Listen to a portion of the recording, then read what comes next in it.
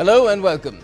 India is hitting back at Pakistan at every front since last month's Pahalgam terror attack to ensure that every move it makes is checkmated.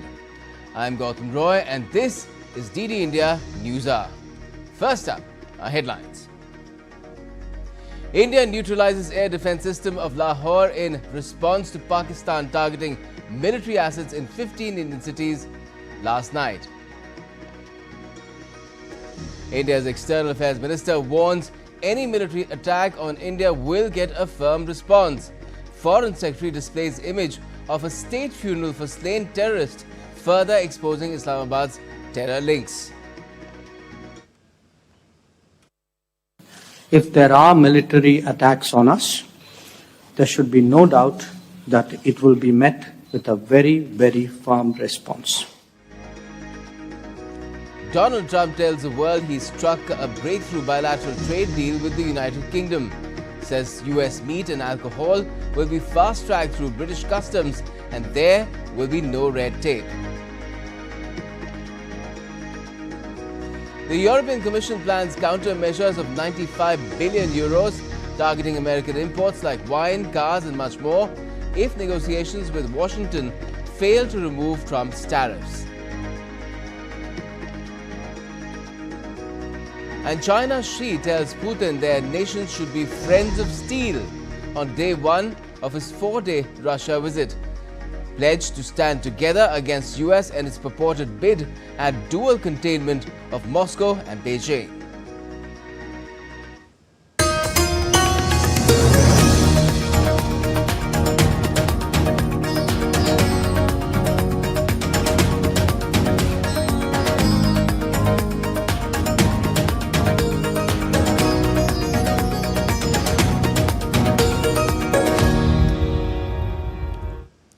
India has successfully foiled escalation attempts by Pakistan at multiple locations, going to the extent of destroying Lahore's air defense systems. Pakistan's attempt to ratchet up its confrontation with India by targeting military installations using drones and missiles has been successfully negated. The Indian government has also ordered OTT platforms to stop streaming all songs, movies, series, podcasts made in Pakistan. Fuzail Ahmed reports. Pakistan suffered another blow on Thursday. Its attempt to escalate tension with India by targeting military installations at multiple locations along India's western frontiers was successfully thwarted. In retaliation, its air defense system at Lahore was neutralized by India. Today morning, Indian Armed Forces targeted air defense radars and systems at a number of locations in Pakistan. Indian response has been in the same domain with the same intensity as Pakistan. It has been reliably learnt that an air defense system at Lahore has been neutralized. India's Ministry of Defense in a statement said that on the intervening night of May 7 and 8, 2025, Pakistan attempted to engage a number of military targets in northern and western frontiers of India, including the sectors of Avantipura, Srinagar, Jammu, Pathankot, Amritsar, Kapurthala, Jalandhar, Ludhiana, Adampur, Bathinda, Chandigarh, Nal, Palhodi, Uttarlai, and Bhuj. These sectors were targeted using drones and missiles. These were intercepted and destroyed by India's integrated counter, UAS grid and air defense systems. आज सुबह भारतीय सशस्त्र बलों ने पाकिस्तान के कई स्थानों पर वायु रक्षा रडार और प्रणालियों को निशाना बनाया। भारत की प्रतिक्रिया समान क्षेत्र में समान तीव्रता के साथ की गई। Pakistan's reputation as the epicenter of global terrorism is rooted in a number of instances. Recently, Pakistan's army personnel were seen attending a funeral of a terrorist wrapped in Pakistani flag. I pointed this out yesterday that this is a group that is a known front for the well-known Pakistan-based terrorist organization, Lashkar-e-Taiba. The group has been reported earlier. I mentioned to you about the Indian authorities providing information to the UN 1267 Sanctions Monitoring Committee. In fact, we are going to be meeting with the team again very soon, and we will be providing an update to the information that we have provided earlier. In another decision, government also asked OTT platforms and media streaming platforms to discontinue Pakistani origin content, including web series, films, songs, podcasts, and other streaming media content. Attempted military action by Pakistan against India came a day after Indian armed forces carried out Operation Sindoor at 4 terrorist camps in Pakistan and 5 in Pakistan-occupied Jammu and Kashmir. Fuzail Ahmed reports for DD India. And India's Foreign Secretary Vikram Misri also said that India's executive director at the International Monetary Fund will put forward the country's position at a board meeting on the 9th of May, that is Friday. Foreign Secretary's remarks have come in response to a query on New Delhi asking for a review of Pakistan's loans. We have an executive director at the IMF. Tomorrow there is a meeting of the board of the IMF, and I'm sure that our executive director will put forward India's position. The decisions of the board are a different matter. You know the process through which they are made. But I think the case with regard to Pakistan should be self-evident to those people who generously open their pockets to bail out this country. And since you are from Bloomberg, I think you would have the data on how many IMF bailout programs have been, very good, thank you, have been sanctioned in the space of the last 3 decades. And I think you would also have an idea of how many of those programs have actually reached successful conclusion. Probably not many. So I think this is a decision that board members have to take by looking deep within themselves and looking at the facts. Trying to underline the fact that Pakistan is a bit of a basket case. Now, exposing further Pakistan's links to global terrorists, Foreign Secretary Vikram Misri also said that Pakistan's reputation as the epicenter of global terrorism is based on numerous instances, including the fact that Osama bin Laden was found there. I think Pakistan's reputation as the epicenter of global terrorism is rooted in a number of instances where concrete evidence is available, not just to India, but to governments and authorities and agencies around the world. There are several terrorist attacks around the world where Pakistani fingerprints have been found. I don't need to belabor the point with regard to this audience about where Osama bin Laden was found and who called him a martyr. Oh, the unnamed person there is Imran Khan when he was Prime Minister of Pakistan back in 2020. Now he's in jail. That's another matter altogether. Now, while talking about Indus Water Treaty, Foreign Secretary said that India has placed the Indus Water Treaty in abeyance until Pakistan ceases its support for cross-border terrorism. This is a treaty that was based on the engineering techniques of the 50s and the 60s. We are living through the first quarter of the 21st century. Technological changes and technological advancements have to be taken into account. There are demographic changes. There are climate changes that have taken place. There is the imperative of clean energy. And of course, the terrorism that Pakistan has wreaked in the state of Jammu and Kashmir itself has hampered India's ability to exercise its rights under the treaty. Pakistan's persistent refusal to respond to our requests to enter into government-to-government negotiations on the modification of the treaty is, in a sense, itself a violation of the treaty.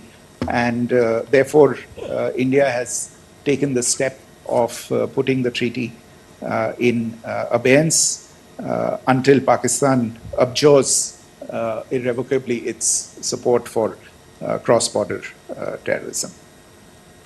And Foreign Secretary Misri also said that Pakistan indulges in delaying tactics and stonewalling tactics. There is enough reason to believe that Pakistan uses evidence that we provide, that is, India provides, only to cover its tracks and defend terrorists who have been looked for they've been hunted high and low just to obstruct the path of investigation. Pursuit of justice for the victims of multiple terrorist attacks, whether it be Mumbai in 2008, in Pathankot in 2016, or many others. But in particular for these two attacks, India had offered to cooperate. India provided forensic evidence and urged Pakistan to bring the perpetrators of these attacks to justice. The experience has not been positive, and it certainly doesn't give us the confidence now to take at face value Pakistani assertions of wishing to participate in a joint investigation. These are just delaying tactics, these are just stonewalling tactics. And in fact, there is reason to believe that Pakistan uses the evidence that we provide only to cover its tracks and, in fact, defend the terrorists who we are looking for.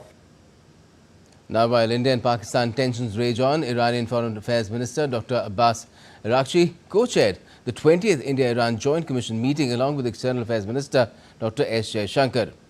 The leaders held a comprehensive review of the bilateral cooperation and agreed on next steps in multiple domains.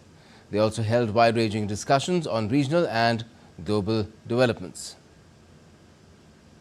The leaders also witnessed the exchange of MOUs on implementation of the bilateral agreement on customs cooperation and another one on medical products regulation. And in his remarks at the meeting, Minister Jaishankar highlighted the importance of India and Iran ties. In recent years, our cooperation has progressed in many aspects. There are also situations that we need to address. Prime Minister Modi and President Pezeshkian have met in Kazan in October 2024 and given us guidance on how to develop our ties further. They've also had a phone conversation on 26 April. Excellency, this is the 75th anniversary of our diplomatic ties. It is a reminder of the closeness of our collaboration and the deep friendship between us. I'm sure that we will mark the anniversary appropriately. Further, while referring to current situation between India and Pakistan, the External Affairs Minister noted that India has no intention to escalate, but if attacked, it will be met with a very strong response. Excellency, you are visiting India at a time when we are responding to a particularly barbaric terrorist attack on 22nd April in the Indian Union territory of Jammu and Kashmir. This attack compelled us to respond on 7th May by striking at cross-border terrorist infrastructure. Our response was targeted and measured. It is not our intention to escalate the situation.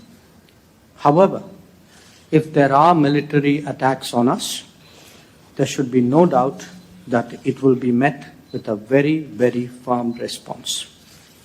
As a neighbor and a close partner, it is important that you have a good understanding of the situation. Earlier, Dr. Jaishankar met with Saudi Arabia's Minister of State for Foreign Affairs, Abdul Al-Jubair, in New Delhi.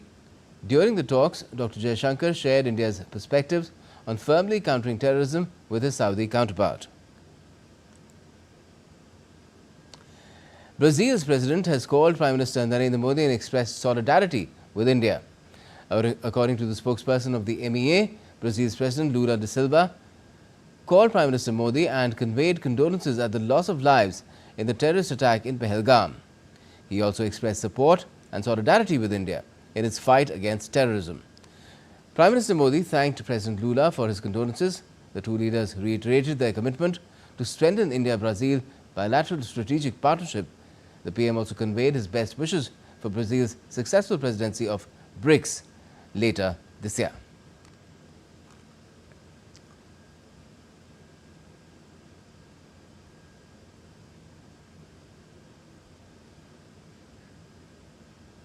And all sorts of world leaders have supported India in its fight against terrorism.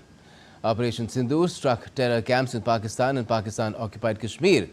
And top world bodies as officials have also expressed their concern over Pakistan's support for terrorism. Take a look.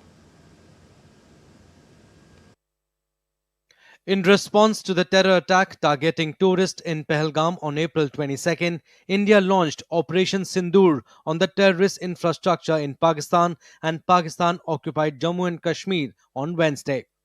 Leaders across the world have supported India's firm stand in fight against terror.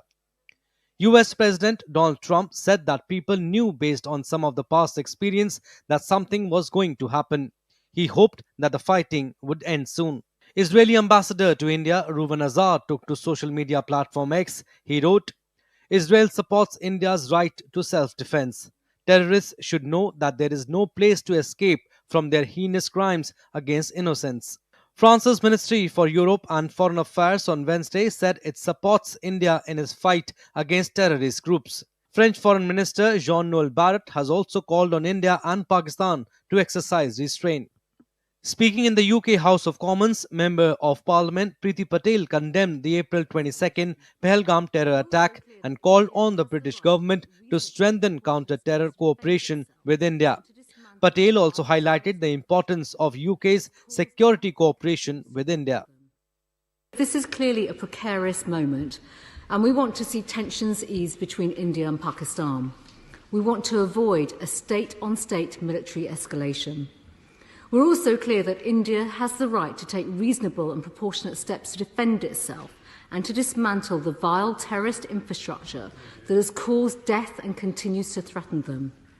And we know that terrorists based in Pakistan threaten India and Western interests. It was the country that Osama bin Laden was hiding in. And because of the long history of violence inflicted by terrorists on India, the UK has in place long-standing security cooperation agreements with India. UK Foreign Secretary David Lammy in a statement said UK was clear in its condemnation of horrific terrorist attack in Pahalgam last month. He added that UK needs all sides to work urgently to see regional stability restored and ensure protection of civilians. Former UK Prime Minister Rishi Sunak strongly supported India in its fight against terrorism, saying, no nation should have to accept terrorist attacks being launched against it from land controlled by another country. He added that India is justified in striking terrorist infrastructure. UN Secretary General Antonio Guterres' spokesperson said that UN chief is very concerned and has called on both nations to exercise maximum military restraint. Netherlands MP Geert Wilders, while extended his support to India, wrote on X that Kashmir is 100% Indian, using hashtag Pakistan behind Pahalgam. Panama, a non-permanent UNSC member, has issued a statement saying it stands in solidarity with India in the ongoing fight against terrorism. Other countries, including Russia, UAE and Japan, also stood by India in its fight against zero tolerance to terrorism. Bureau Report, DD India. And after a major success in anti-terror action Operation Sindoor, the world is hailing Prime Minister Modi's leadership. A befitting reply has been given to Pakistan for sponsoring terrorism. Tarun Paul reports on how the Indian community in Canada has been responding. India's Operation Sindoor was a coordinated pre-dawn strikes. Back in Canada, thousands of kilometers from line of control, the ripple effect of Operation Sindoor are being felt in the diaspora. Jai Hind. My name is Colonel Sulabh Mahajan. I'm an ex-Air Force officer, and today my heart is filled with pride because the Indian Armed Forces have given a befitting reply to the terrorists behind Pahalgam attack. We, through this operation, made sure that no military installation or civilian target was harmed. This is a clear message to the entire world that whosoever will cast an evil eye on India, we will come after you and hunt you down.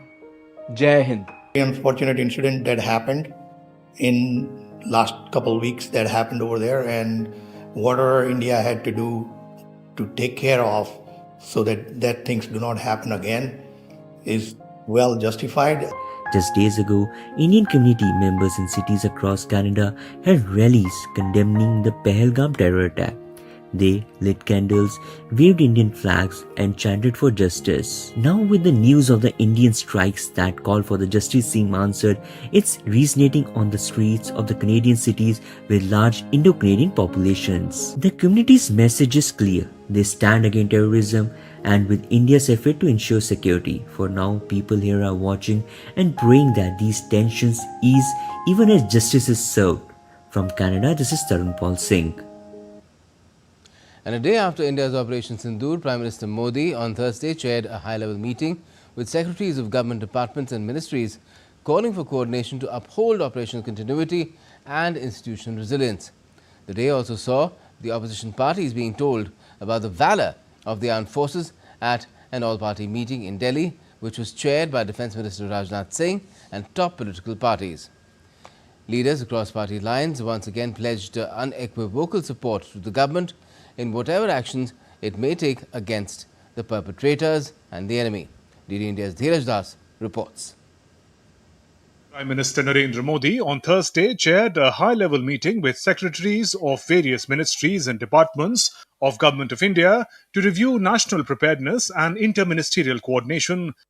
The meeting was called to gauge and evaluate national security concerns post-Operation Sindoor, in which India carried out targeted strikes on terror hubs deep in Pakistan and Pakistan-occupied Kashmir.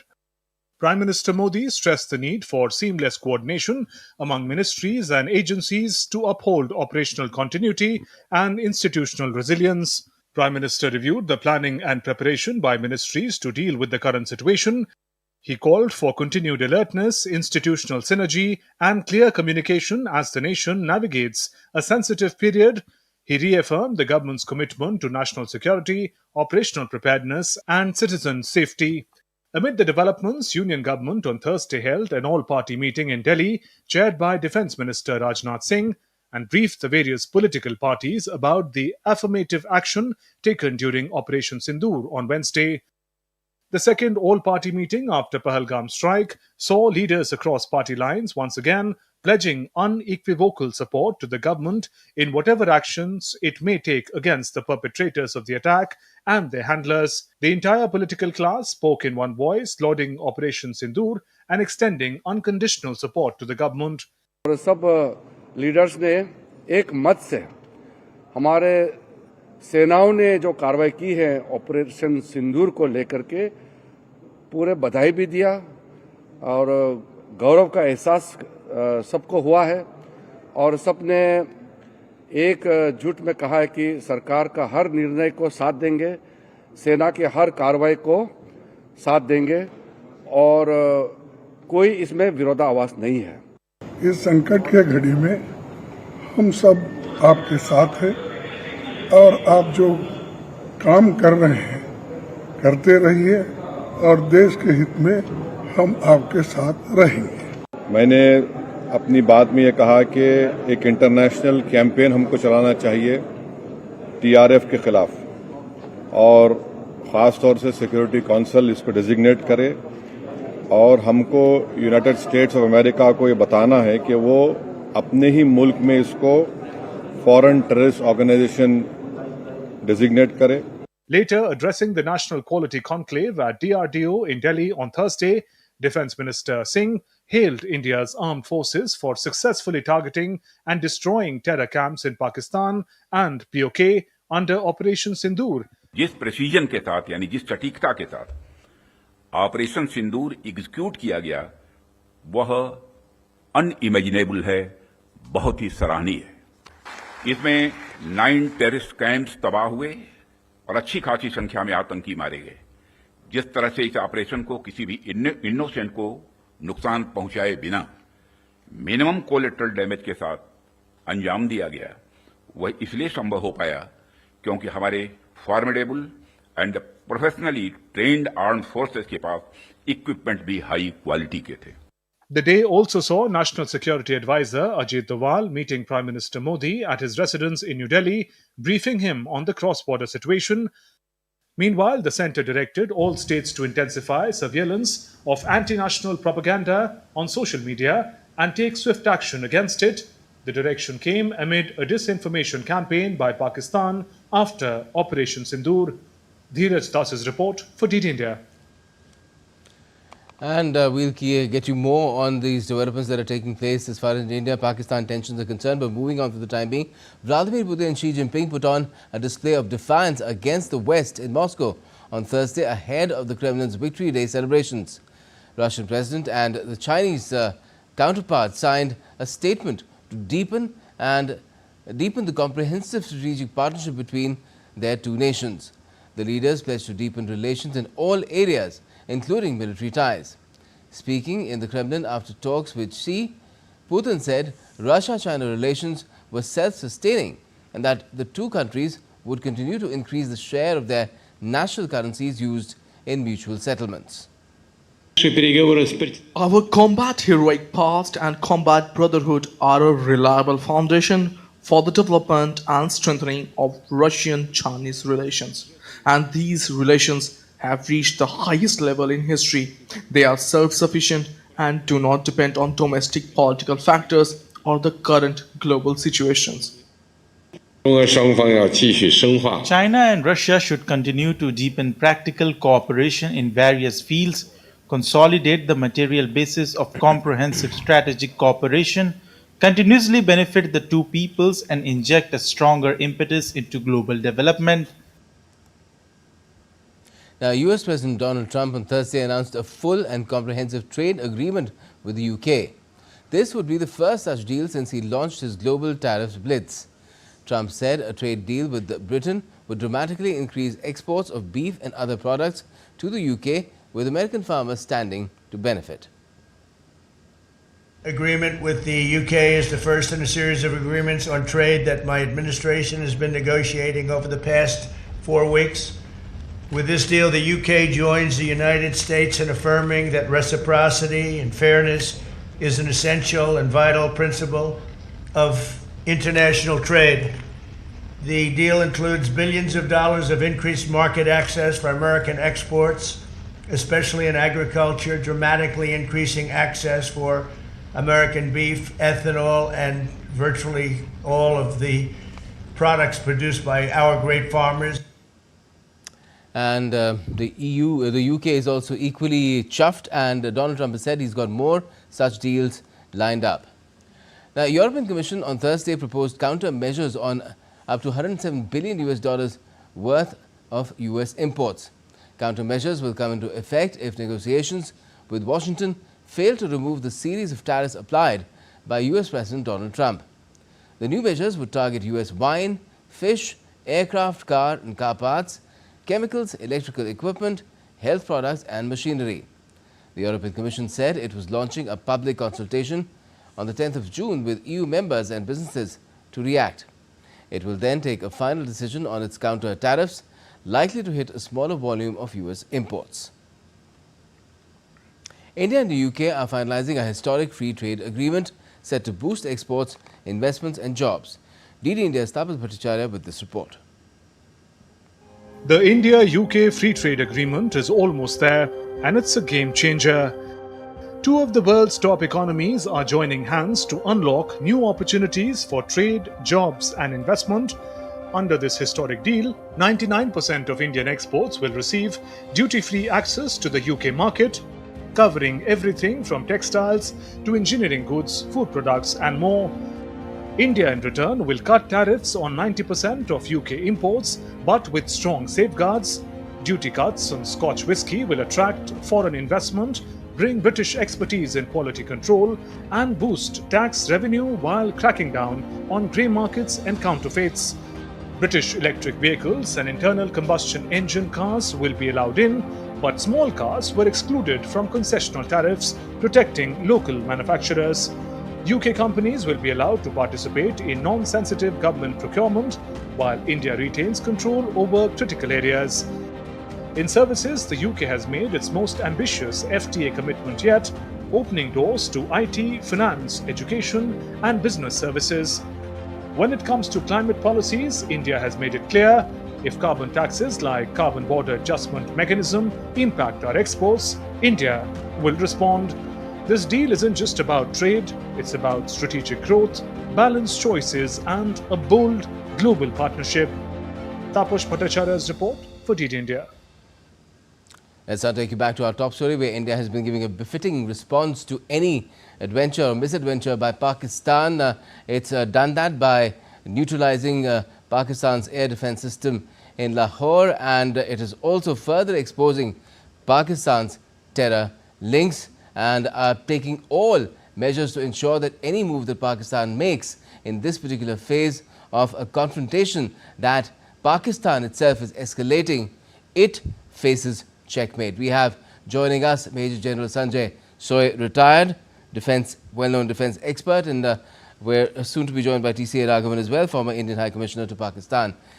Major General Soy, if I could first come to you, what do you make of the action that India has taken so far today in response to Pakistan targeting Indian military assets in at least 15 cities overnight? In fact, Gautam, I would say that India has acted in a very, very responsible manner. In fact, after the attack on 22nd April, we attacked only terror camps, only terrorists. We did not attack any military installation, or we did not attack any civilian installation. There were no casualty to civilian. It was very, very precision attack. That you have covered it earlier also a number of times. Yes, but when Pakistan attacked our military assets in as many as 15 cities, India responded. And India responded by destroying the air defense system in Lahore. How significant is that? Yeah, so then the ball was in Pakistan court. Unfortunately, Pakistan carried out this attack on 15 cities.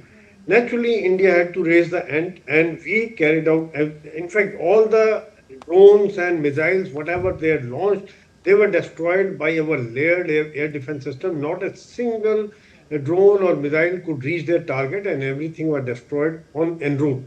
That was very, very credible on the parts of our air defense system, both Air Force and Army.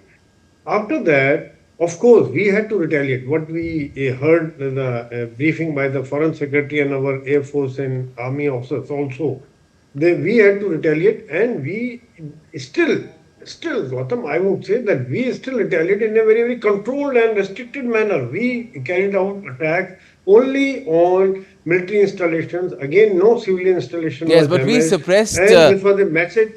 But we suppressed enemy air defenses.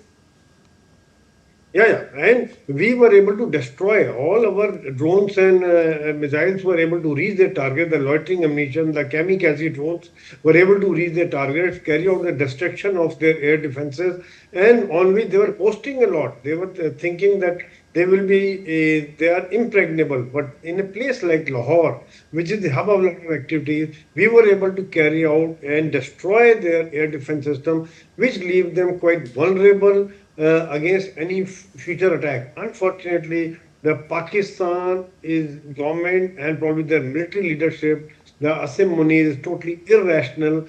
They don't understand, and probably this is the only language they understand. It is our message, and our Foreign Secretary has brought out. We still do not want to escalate it further.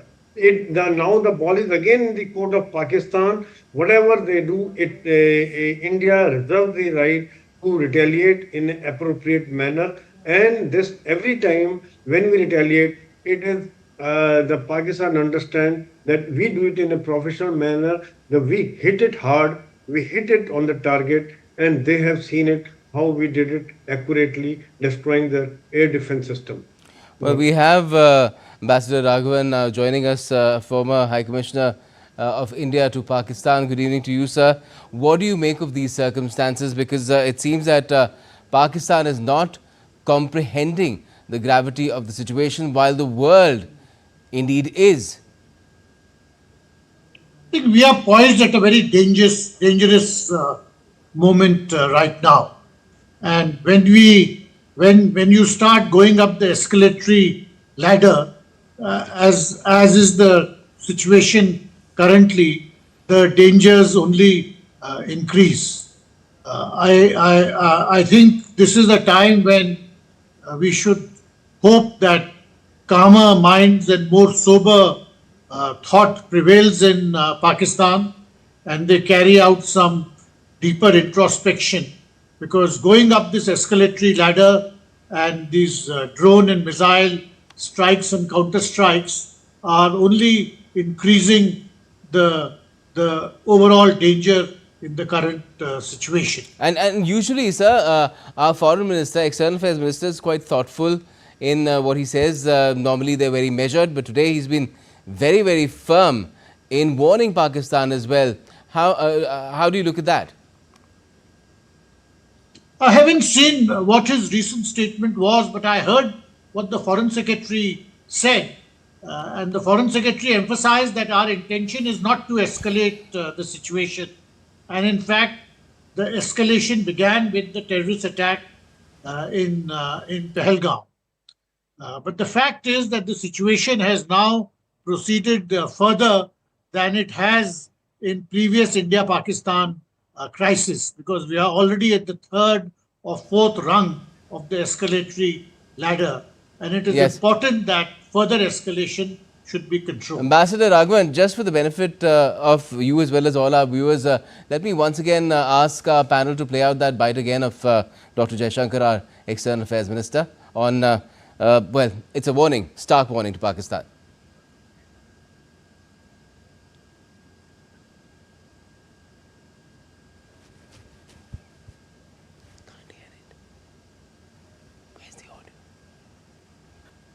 In recent years, our cooperation has progressed in many aspects. There are also situations that we need to address. Prime Minister Modi and President Pezeshkian have met in Kazan in October 2024 and given us guidance on how to develop our ties further. They've also had a phone conversation on 26 April. Excellency, this is the 75th anniversary of our diplomatic ties. It is a reminder of the closeness of our collaboration and the deep friendship between us. I'm sure that we will mark the anniversary appropriately. Visiting India at a time when we are responding to a particularly barbaric terrorist attack on 22nd April in the Indian Union territory of Jammu and Kashmir. This attack compelled us to respond on 7th May by striking at cross-border terrorist infrastructure. Our response was targeted and measured. It is not our intention to escalate the situation. However, if there are military attacks on us, there should be no doubt that it will be met with a very, very firm response. As a neighbor and a close partner, it is important that you have a good understanding of the situation. So there you have it, a very, very firm response. Not normally the kind of language our External Affairs Minister uses, Major General Sanjay Soy. What do you make of that? Absolutely. And it is shown on ground also. If you see after the attack, immediately after the attack by the Pakistani on our, trying to attack on our military installation, which were totally failed, immediately the way we responded, it shows the readiness, it shows the resolve, it shows the professionalism, it shows that we will do it and we can do it and we have done it. And also, one more thing I wanted to highlight here is, Gautam, that we have been talking of peace. India has been talking that this is not the era of war. It should not. Pakistan must understand, the people of Pakistan must understand that there are any problem within Pakistan, and they should, whether it is a Balochistan, Khyber Pakhtunkhwa area, I am sure the senior people would advise government, they'll tell government they should rise against the government and the army leadership that enough is enough. I mean, they think of the common people also because of their selfish nature, because of their self-gain, extension of tenures, whatever it is, or their mindset, terrorist mindset, they are taking the country down the drain. It is, I think, ultimately, some saner minds have to come in because they are totally irrational. The way they talk, absolutely, whether it is a politician or military leadership, both have been talking in a totally irrational and immature manner. Yes, Ambassador Raghavan. Ambassador Raghavan, the other thing that is at stake for Pakistan is how it's been out all over the world, really with a begging bowl. And right now it's at the mercy of the IMF as well. And India has said that in the board meeting, it will put up its own stand where things are concerned because Pakistan is sponsoring terrorism. Do you feel that that is something that Pakistan will find to be a deterrent? To my mind, not. You see, right now you are confronted with a tactical situation, and whatever the IMF does or doesn't do, or whatever are the other economic constraints which Pakistan faces, right now the danger is, as was mentioned, of it continuing to act in an irrational manner, which is why I said it is important that more sober and saner thought prevail in that country, because otherwise we will continue to climb up the escalatory ladder. I think our position has been very, very correct, and what the External Affairs Minister said is a reiteration of that we do not intend to escalate the situation.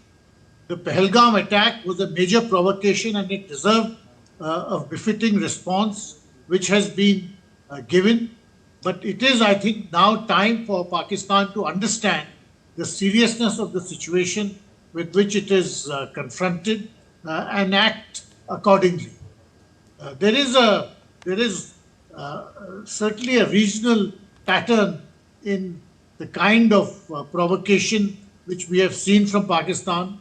Not so long ago, there was a similar exchange of missiles and drones between Iran and Pakistan on precisely the same kind of grounds which has taken place this time between India and Pakistan, that various terrorist groups were operating with impunity from Pakistani territory.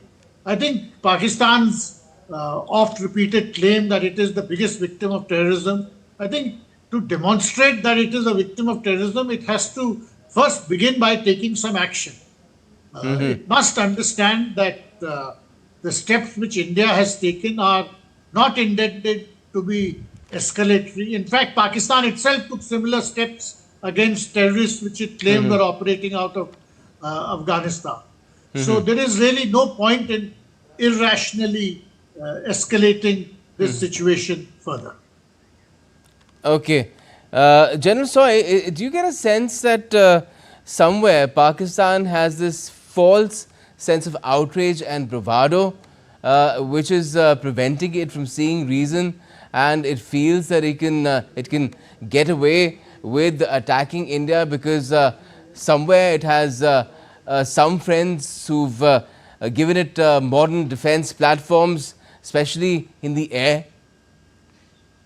Yes, Gautam, absolutely right. Very, very right concern, because they have a false bravado. They think that they can beat Indian army, but the kind of depth we have, the kind of depth in arms, the kind of depth in territory, the kind of depth in we are Atmanirbhar. We are making arms and ammunition, a lot of things we are making ourselves. So that gives a uninterrupted supply of weapon system. There are 3-4 things that has to be taken care of, because without that they will not understand. Some people, they have to be taught in the manner they understand.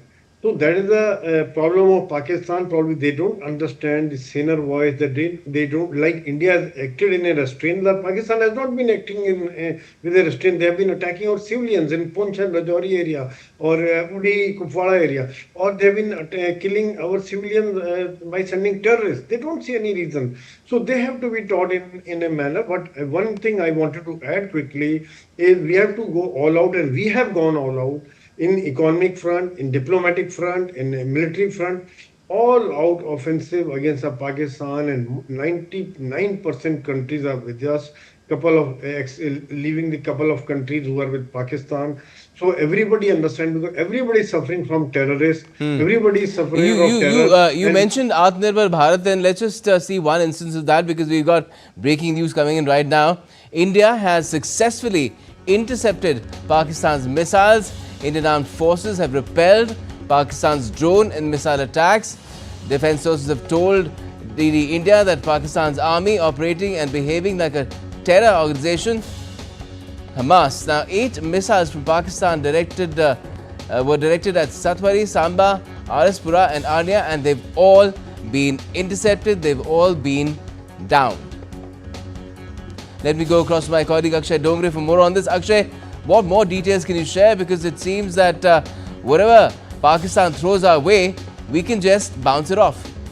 Well, it seems like that, Gautam, because at approximately 2100 hours, around 9 p.m., there were reports coming in from Jammu that drones were seen first by civilians, but then it was officially confirmed that the Indian Armed Forces have initiated actions against these drones that were targeted at civilian areas as well as the airport to stop the functioning of the Indian Air Force that is operating from there. So what we are seeing essentially right now, once again, that happened last night as well, is an attempt by the Pakistani armed forces to not only attack the military establishments, but to cause massive damage in the civilian areas as well. And it has been thwarted by the alert forces, including the Akash air system, the S-400 air defense system that is providing cover to not only the border areas, but to a massive radius of location, and these air defense systems have been especially on high alert since the Pahalgam attack because and these air defense systems also include indigenous anti-drone systems, Akshay, not just imported equipment. Well, absolutely. They do include, there is one S-400 that we have gotten from Russia. However, if we talk about the Akash air defense system that has been indigenously made, that can also target multiple bogies, multiple projectiles at the same time at a great radius.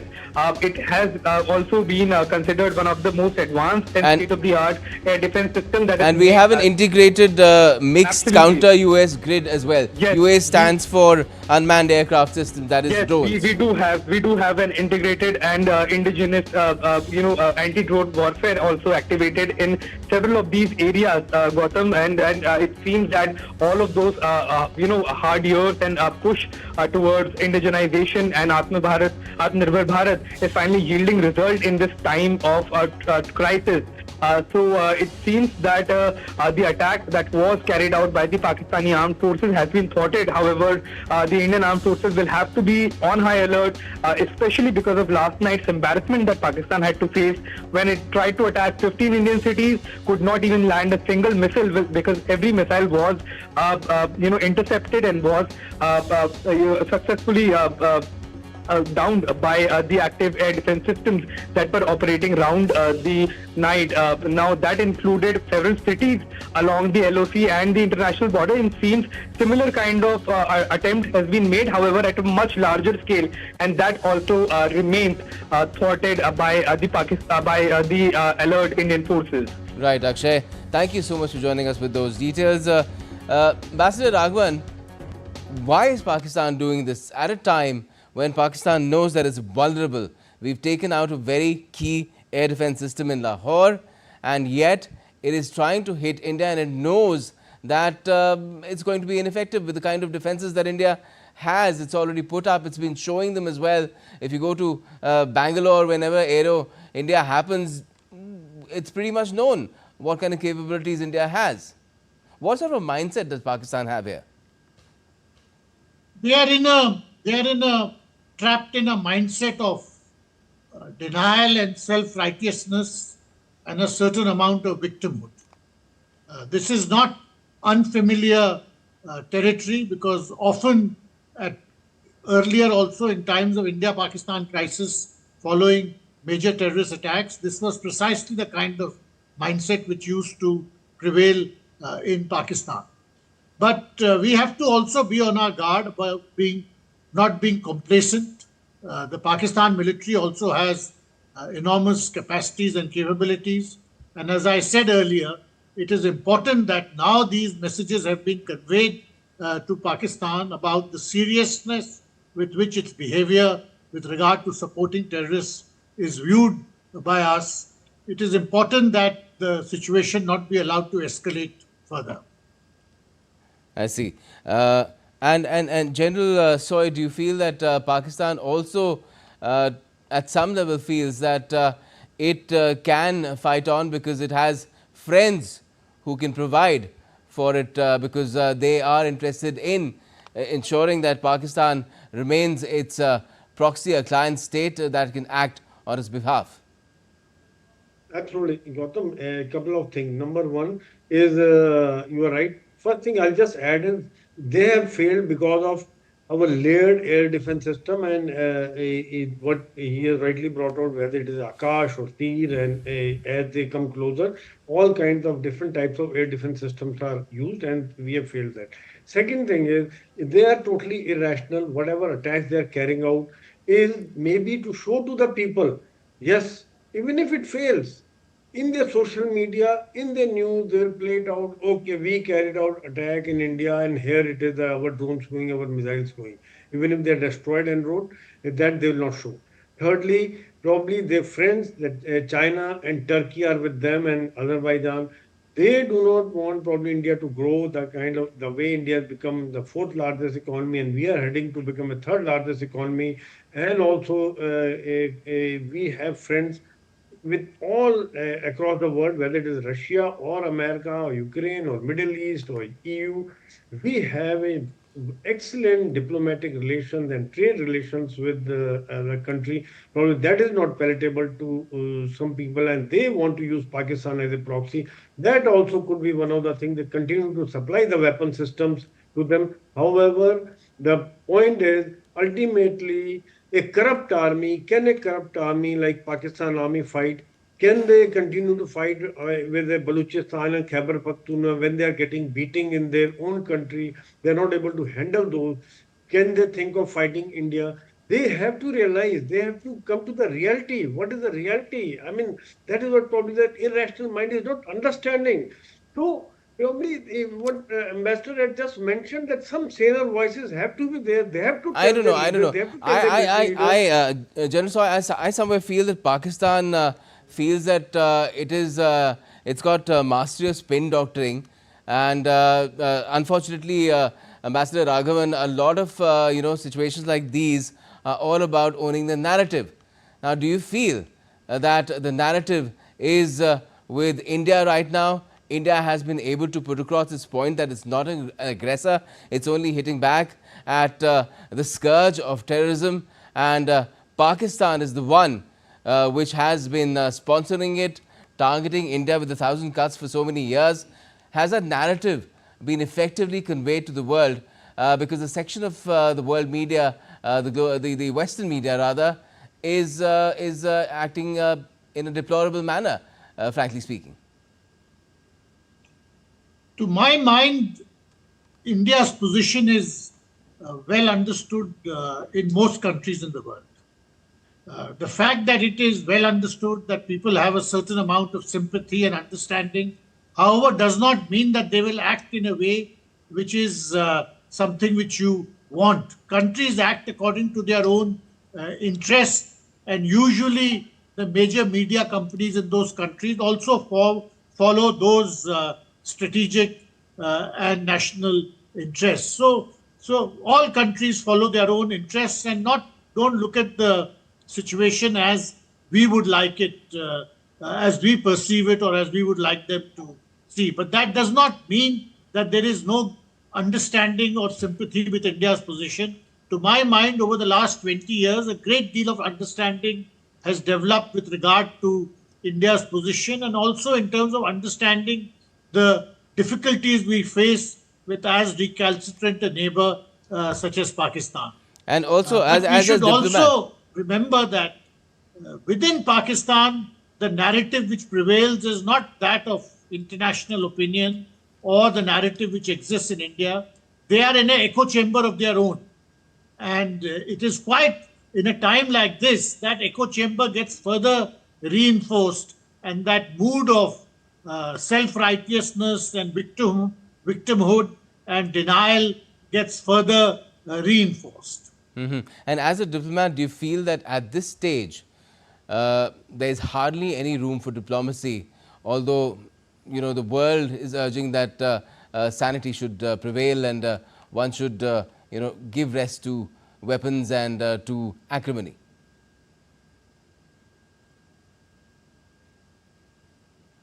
Could you repeat the question, please? Yes. I couldn't hear it. Yes, just wanted to ask you, do you feel that right now with the way things stand, the space for diplomacy has really shrunk? Well, we are in a situation where currently there doesn't appear to be any diplomacy, and that underlines how dangerous the situation is. It is important that channels of communication between the two countries are established if they don't already exist, and that steps are taken to de-escalate and diffuse the situation. The message which we wanted to send to Pakistan has registered. I think on that we should have no doubts, because the firm action which was taken will certainly have registered not just in the government but also in the military and amongst the people of Pakistan. But it is important now that the situation is de-escalated and not allowed to spiral even further into a crisis mode. So therefore, channels of communication as a first step towards diplomacy have to be restored. Okay, General Soy, one more question to you, which is in terms of the Rubicon of the kind of confrontation that India and Pakistan are seeing right now, when do you think a certain barrier, sound barrier, so to speak, is crossed? Is there a stage where we see the escalation ladder has gone beyond a certain point where things can seem to be really alarming? In fact, yes, at present, I would say it can still result in de-escalation, and the channel of communications should remain open, no matter how deeply we are in war with each other. And at present, it is only restricted to drones, and we have not crossed the international border. The boots, infantry, the troops have not even crossed the border. And this is something like, you can say, in the modern warfare, the use of drones and missiles is very, very common. So, we have to think of what Ambassador had also mentioned, that the threshold has to be maintained. India has been exercising a lot of restraint, frankly. At times, as an army field, and we are doing that. We should not. But we are exercising a lot of restraint. But the Pakistan is not exercising. They are totally irrational. Probably the but if Pakistan resorts to misadventures, we have to give a befitting reply as well. Yes. In fact, we have given a befitting reply. In spite of restraint, they are getting the message, because the kind of resolve which we have, the kind of professionalism which we have been hitting targets and causing a lot of damage, and damage which matters a lot. It is not, we are not firing in the air, we are not firing at the buildings, we are causing damage to the radar system, we are causing damage to the communication system, and there are reports of other radar systems also getting damaged.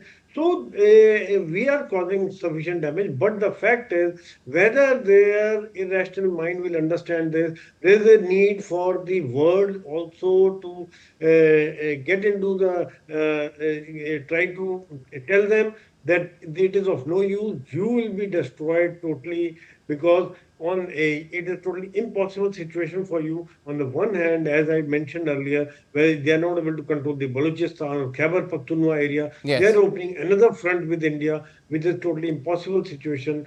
So the people of the Pakistan must ask their government, must ask their leaders, must ask the army leadership, what are you doing? Why are you taking us down the train? Well, that's a good note to end this discussion on for tonight, gentlemen. Thank you so much for joining us. It is indeed a question of the people of not just Pakistan, of India, of course, as well. It is not perhaps in their interest to see both the nations climbing up the escalation ladder. But at the same time, if we face aggression, we respond with equal or even more aggression. That much has been established tonight and last night itself. Thank you. And that's all we have for the moment in this edition of DD India News Hour. But do let us know your thoughts on the news of the day.